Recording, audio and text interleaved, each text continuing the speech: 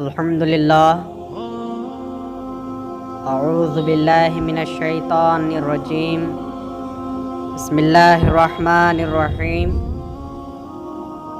ناظرین، نقل شریف ہے کہ جب حضرت مہدی موعود علیہ السلام نے شہر جالور سے نکل کر خراسان کی طرف ہجرت کی،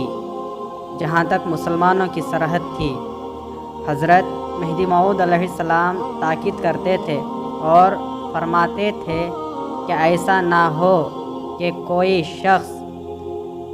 ان کی کھیتیوں میں سے کھانے کے لیے لے، اور جب بت پرستوں کے ملک میں پہنچے تو فرمایا کہ جو شخص مضطر ہو جائے تو وہ ان کے کھیتوں میں سے کھا سکتا ہے، اس لیے کہ یہ لوگ حربی ہیں۔ حضرت مہدی موعود علیہ السلام نے کلمہ گوئیوں کی اس قدر رعایت فرمائی۔ اللہ تعالیٰ فرماتا ہے کہ کہا، اے رب نے ہم ایمان لائے، کہ تم ایمان نہیں لائے، لیکن تم کہو ہم مسلمان ہوئے۔ اور حضرت مہدی موعود علیہ السلام نے اس آیت کو اس طرح بیان فرمایا کہ جو شخص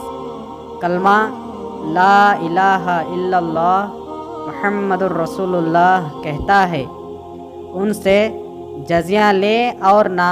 ان کو بیگار بنائیں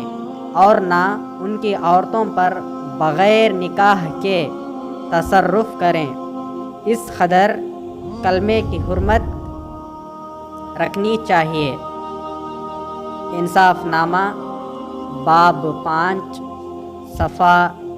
127 تا 100